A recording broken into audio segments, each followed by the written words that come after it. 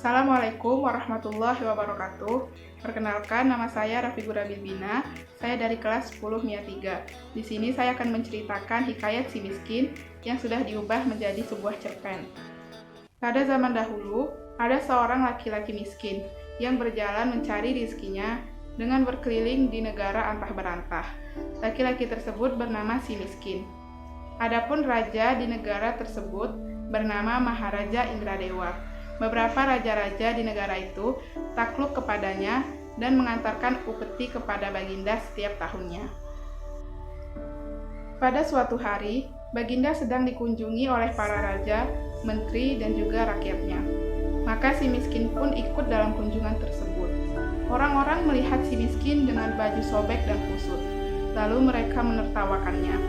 Si miskin juga dilempari dengan kayu dan batu, sehingga tubuhnya bengkak dan berdarah. Orang-orang pun menjadi heboh. Hal ini membuat raja penasaran. Raja pun berkata, "Apakah yang heboh di luar itu?" Raja-raja yang lain menjawab, "Ya tuanku, orang-orang sedang melempari si miskin." Maka kata Baginda, "Suruh usir si miskin jauh-jauh." Diusirlah si miskin jauh-jauh, hingga masuk ke dalam hutan. Si miskin pun tidur di dalam hutan pada malam harinya. Setelah siang hari, ia berjalan masuk ke dalam negeri untuk mencari rizkinya. Si miskin mencoba mendekati orang-orang kampung, namun ia diusir lagi dengan menggunakan kayu. Si miskin itu pun lari ke pasar. Apabila dilihat oleh orang pasar si miskin datang, mereka masing-masing memukuli si miskin dengan kayu. Si miskin pun lari terbirit-birit karena tubuhnya habis berlumuran dengan darah. Pada petang hari, si miskin pun berjalan masuk ke dalam hutan tempatnya beristirahat. Di sanalah ia tidur, lalu dibersihkannya tubuhnya yang penuh dengan darah hingga kering. Dan ia pun tidur di dalam hutan. Pagi harinya, si miskin berkata kepada istrinya, "Istriku, sangatlah sakit rasanya tubuhku ini." Istrinya pun menangis terseduh-seduh. Lalu dengan rasa cinta, istrinya pun mengambil daun dan mengobati tubuh suaminya tersebut. Sambil diobati, ia berkata, "Diamlah, istriku, jangan menangis." Si miskin pun terlihat sedikit sehat dan menenangkan istrinya. Setelah beberapa lama, istri si miskin itu pun hamil. Istrinya menangis ingin makan buah mempelam yang ada di dalam taman raja. Maka suaminya itu pun berpikir setelah dilempari kayu dan batu di istana tersebut. Tetapi dikarenakan istrinya sedang hamil, maka si miskin berkata, "Diamlah istriku, jangan menangis. Biarkan Kakanda pergi mencari buah mempelam itu. Jikalau dapat, Kakanda akan berikan pada engkau." Maka istrinya pun diam. Lalu si miskin pun pergi menghadap Maharaja Indradewa. Saat itu, Baginda sedang ramai dihadap oleh segala raja-raja. Dan si miskin pun datang. Baginda berkata, "Hai miskin, apa keinginanmu?"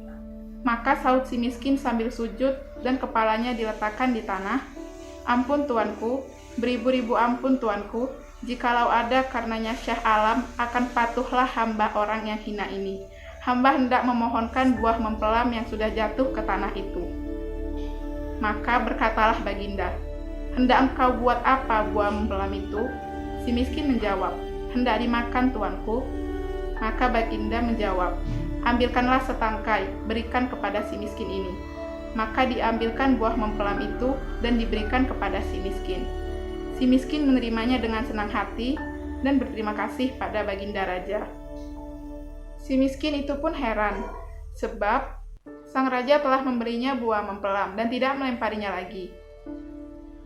Si miskin pun sampai ke tempatnya.